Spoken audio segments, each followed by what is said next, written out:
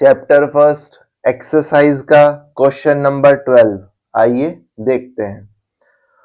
To insulated charged copper sphere A and B have their center separated by a distance of 50 centimetre. Sphere है, 50 centimetre की distance given है। ठीक। What is the mutual force of electrostatic repulsion if the charge on each, अच्छा दोनों पर charge मतलब Q1 और Q2 दोनों के लिए चार्ज की वैल्यू क्या है? 6.5 10⁻⁻7 कूलम।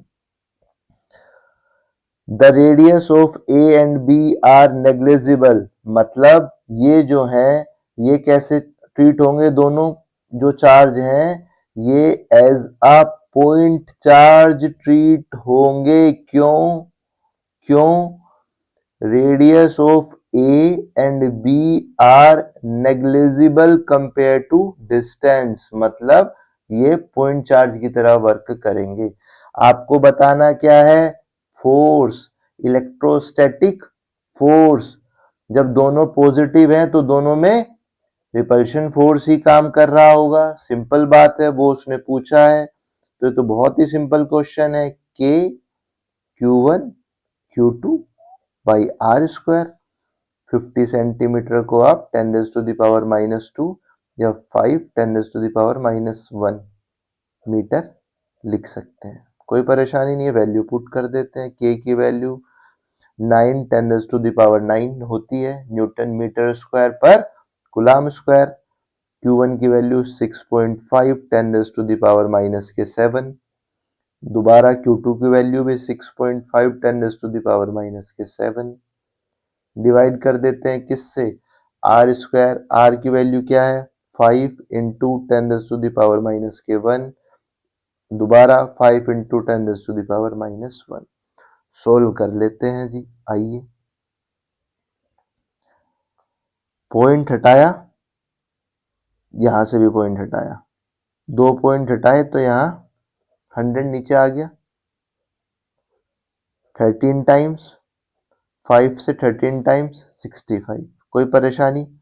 10 की पावर -2 -1 -1 -2 और 10 की पावर 2 तो नीचे 10 की पावर कैंसिल, ऊपर 13 इंटू 13 169 इंटू 9। 10 की पावर 9 -7 कुछ छूटा तो नहीं है? सोल्व कर लूं। 9 9 जा 81, 9 6 जा 54 और 8 62। 9 1 जा 9 और 6 15। 10 raise to the power -7 -7 14 plus 9 minus की पावर 5। 3 पॉइंट इधर लेके आया, इसमें +3 करना पड़ेगा तो 1.521 10 raise to the power -2 newton क्या आया? फोर्स। इसमें कोई परेशानी, इसमें कोई दिक्कत हो तो बताओ। सेकंड पार्ट देखिए इसका सेकंड पार्ट देखिए, उसमें क्या कहा गया है? What is the force of repulsion if each sphere is charged double the above amount and distance between them is half. बोल क्या रहा है कि जो Q1 और Q2 की जो वैल्यू गिवन है 6.5 10⁻⁻7 कूलम, इसको डबल कर दीजिए। और R की जो वैल्यू गिवन है क्या? 5 इंटू 10⁻⁻1 मीटर, इसको हाफ कर दीजिए। बस यही तो कहा है। Force of repulsion of each sphere is charge double above and distance between them is half. अब तो कितना फोर्स होगा? फॉर्मूला हमें पता ही है, K Q1 Q2 by r square. एक तरीका तो ये है कि आप इसको वैल्यू रख के सोल्व कर लीजिए। दूसरा तरीका वो है जो मैं बता रहा हूं। के एज इट इज लिखा, Q1 को 2Q1 कर दिया, Q2 को Q2 कर दिया, यही कहा है ना कि डबल कर दो, डिवाइडेड बाई आर, आर को हाफ कर दिया, R/2 का स्क्वायर। कुछ मैंने इसमें अलग किया है क्या? जो यहाँ था वही लिखा है, Q1 को 2Q1 और Q2 को Q2 लिखा है, R को हाफ कर दिया है।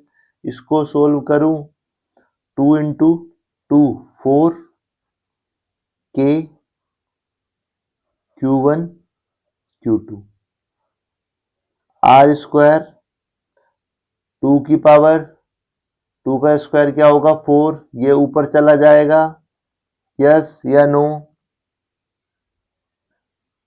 बताइए यस या नो, इसमें कुछ समझ में नहीं आया हो। 4 4 जा 16, K Q1 Q2 by R square, यही वैल्यू तो आपने यहाँ सोल्व की है, यस या नो? सिंपल, ये वैल्यू पुट कर दीजिए, क्या आई थी 5 1.521 10⁻⁻², सोल्व करेंगे सिर्फ 1.52 तक सोल्व कर लीजिए, 1 को हटा देते हैं, 16 2 जा 32, 16 5 जा 80 और 3 83, 16 1 जा 16 और 8 24, 2 पॉइंट के बाद 2 डिजिट के बाद पॉइंट 10 की पावर -2, पॉइंट को लेफ्ट में ले जाऊं दोनों तरफ तो 0.2432 न्यूटन। क्या वैल्यू आएगी?